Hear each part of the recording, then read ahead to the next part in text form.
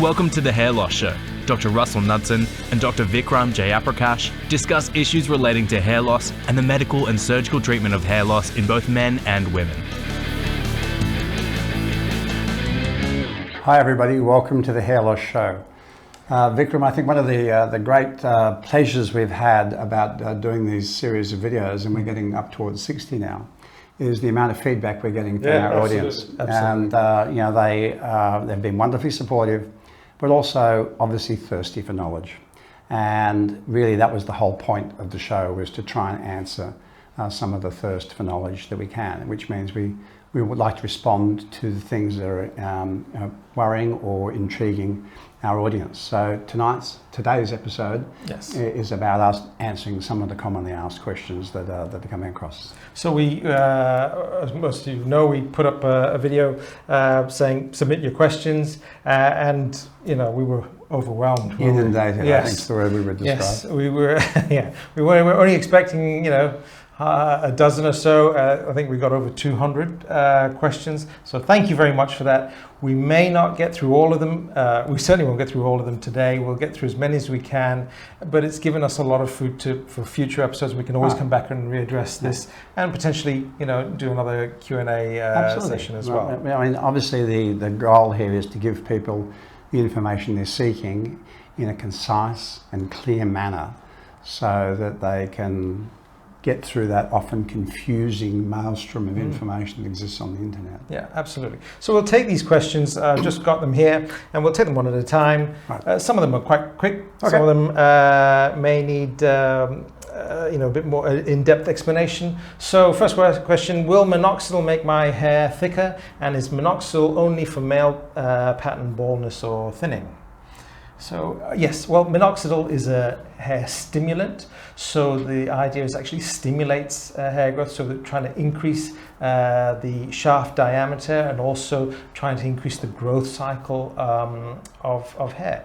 And no, it's not only used for male pattern hair loss. It can be used for a number of other conditions to try and stimulate hair growth. But we do use it commonly in male pattern hair loss, and it can be used in a topical or oral format. Yes, I mean, the thing about minoxidil is that it requires constant use. It's not something you can play with. You're either using it or you're not. Even though the advice is to use it twice daily, because that's what we did in the research 35 years ago. The reality is it lasts 21 hours in the skin, so once a day is plenty, but it does mean daily. And we use it in women, we use it in men. For male pattern hair loss, female pattern hair loss, we use it in patients with alopecia areata, which is patchy areas of hair loss. We can use it to accelerate hair growth in some of our patients after the transplant if they're concerned. We can use it for stabilization purposes. If people are only prepared to use one thing, and that's minoxidil, then we would encourage them to use it before the surgery so that they've got some kind of stabilization going. The reason it was introduced originally in a lotion was to stop the general effect on the body if you take it orally. So it was originally used to treat high blood pressure. Yes. It was in a high dose, which was 10 milligrams. And 80% of people got increase in the thickness of hairs on their arms, legs, chest, everywhere. Women weren't a big fan of getting increased facial hair, which is why it went to a local use, a topical use in the lotion, and why when minoxidil was first introduced, it was at a lower dose in women than it was in men, because we're trying to prevent this facial hair. So we've discovered in recent years that it's probably more effective orally, but we can be very careful now to get the dose down to the level that gives some stimulation without overstimulating them and therefore getting hair growth elsewhere. Perfect. Good. Next question. Can I ask the best base substances for topical finasteride to penetrate skin? Liposomal base, propylene glycol, etc. Any thoughts on that? Okay.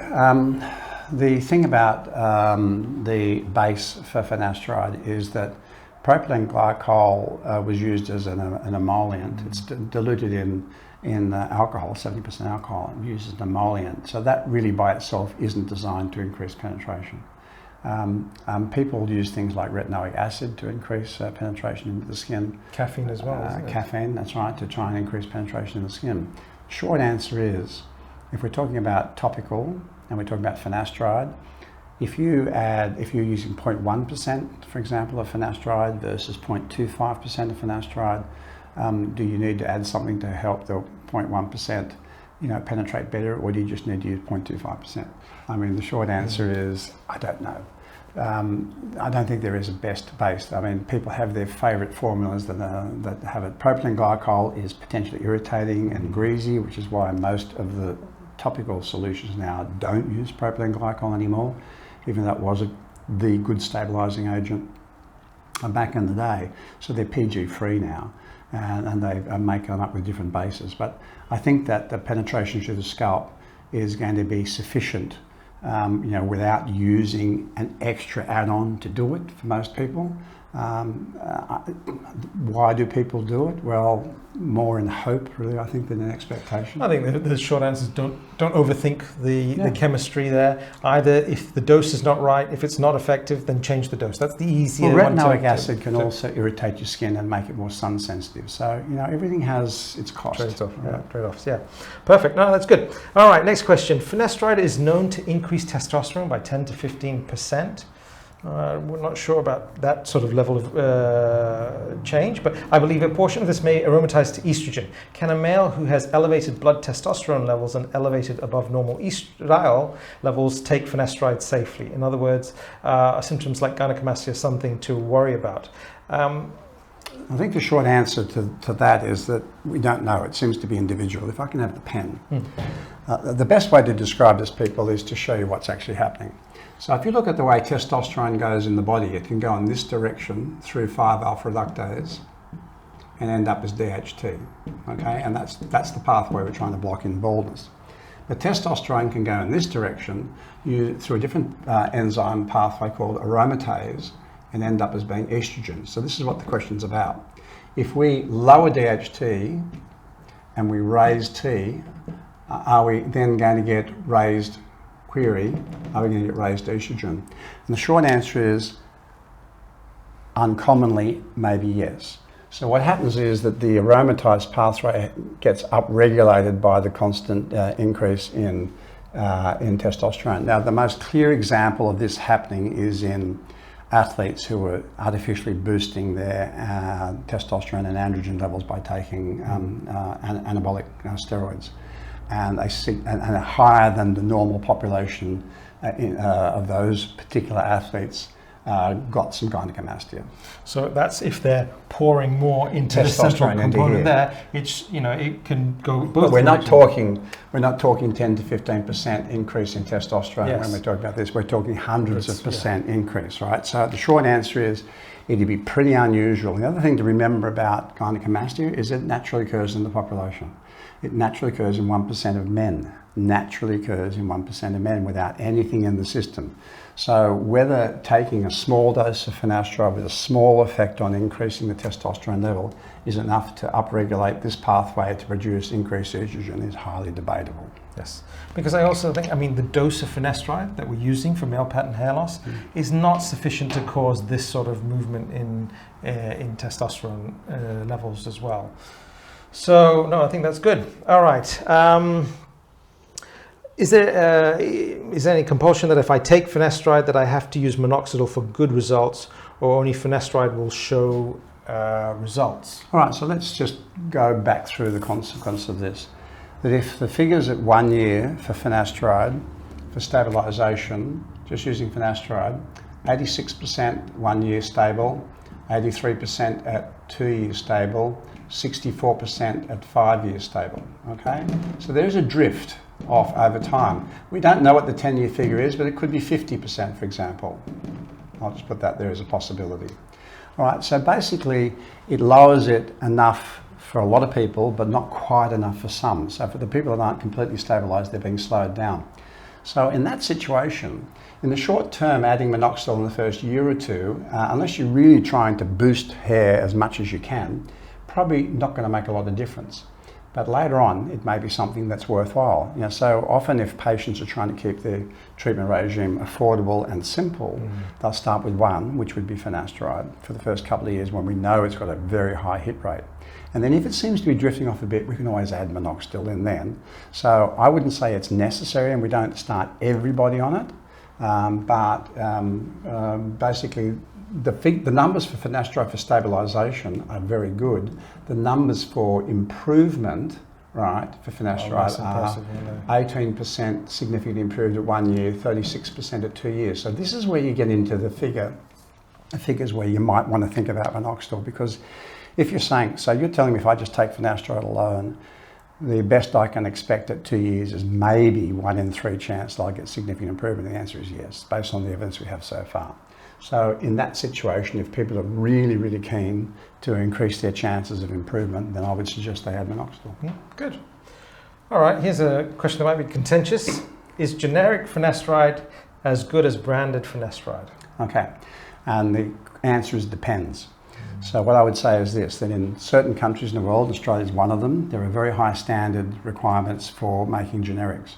So in Australia, for example, the stated dose of the medicine, when it's tested in a generic, has to be within 10% of the stated claim, otherwise it's banned from the market. Now, you need to be in a good regulatory market like Australia and New Zealand to make sure that's true. Now, some of my colleagues in America have told me that when they went to generics, they lost some of the results of their patients, but it really depends where the generics are coming from. So again, I know it's cheap to buy this stuff on the internet, but you need to know who made it, what the quality control is to answer that question. So some generics are every bit as good as the original, some clearly aren't. Have you read a book, have you heard of a book called Bottle of Lies? Have you read it? It's phenomenal. So a book by Catherine Eban or something like that. But she's a journalist and she writes about generics and it reads like a thriller. But it's actually just done investigative journalism about generics and how the FDA hasn't got fantastic oversight into this. So, well, they've got a lot on their plate. I mean, that's the problem. Well, I mean, especially so now. Basically, when you develop a new drug, you have a patent period where it's protected. And when the patency period expires, right, then the drug becomes able to be manufactured by alternative manufacturers. Now, in the best case scenario, the company that made the original drug may still continue to make it as a version of it as a generic under license to somebody else. But in the worst case scenario, Joe Blogg's backyard chemistry says, no, I can get into this and start to make this up with none of the natural regulatory controls and the quality controls that you would want in that situation. So I think you've got to be careful about where you're getting your generics. The most dangerous place to get the generics is on the internet. Okay, good. Next question. Is cutting 5 milligrams finasteride into 4 pieces as good as taking 1 milligram of finasteride? What about the coating of the pill when cutting it? Is the coating not important for postponing the finasteride absorption in the stomach and the intestines? Okay, short answer I think is because of the chemistry of the drug, I don't think it's critical. So, nobody's cutting the quarters exactly into quarters. So sometimes you're getting a third, sometimes you're getting an eighth. But the reality is we know that finasteride stays in the system a long time. Going through the stomach is pretty quick.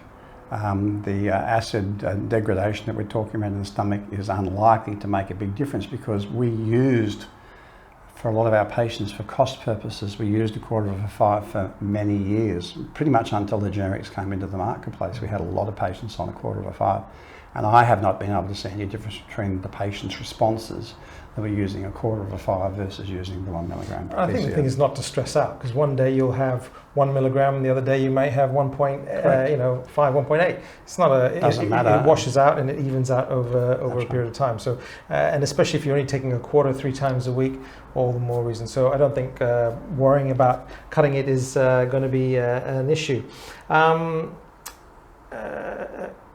Okay, here we go. How can I find out that the medication, finasteride and minoxidil, really works? Well, I think the thing is you've got to be on the treatment and for a long period of time in order to properly assess. And when I say a long period of time, we're talking at least a year to see what the final outcome is. Think about it as that if you're looking for stability, you're trying to prove a negative. And what I mean by that is you're trying to say, well, I'm not changing and therefore it's not working. Well, no, if you're not changing and it's a progressive condition, that could mean it's working. So this is where it becomes complicated and confusing for the patient. We have any number of patients that tell us they tried things for 6 months, 9 months, 3 months, and they said it didn't work. And I said, well, what do you mean it didn't work? And they said, well, it didn't grow anything back. And I said, fine, but did you lose hair while you were using it? And did you get thinner? And they said, no. And I said, what happened when you stopped? Oh, I got thinner. So you've got to think about what you're trying to prove here. So if Vikram and I see a patient at 6 months, 12 months, 18 months on treatment and there's no change, we're usually pretty happy about that because that means they're not worse. So we think that's proof that we've got some control of it. Obviously, every patient that comes to see us would love to have an improvement rather than stabilisation. But trust me, people, stability is better than deterioration. Good. So I think we've come to the end of that period. We've got plenty more questions. We'll do another episode. We'll go through that again. But we do have to be mindful of the time. You've got a flight to catch back to. So thanks, guys, very much for subscribing, liking. You've driven it far beyond our wildest dreams so far, and we're so excited to participate in the journey and try and help you answer those important questions that are bugging you about hair loss and trying to make sense of all of the maelstrom, that plethora of information you find on the internet. If we can make that journey easier for you, we feel like we've achieved our goal here. And thanks for all your questions. I'm sorry we haven't got through all of them today. We will go through them in due course. So we really appreciate you sending those in, and we will try and honour that by going through those. But we've come to the end of today's episode, so we'll see you again soon. Thanks, guys. Take care. Bye.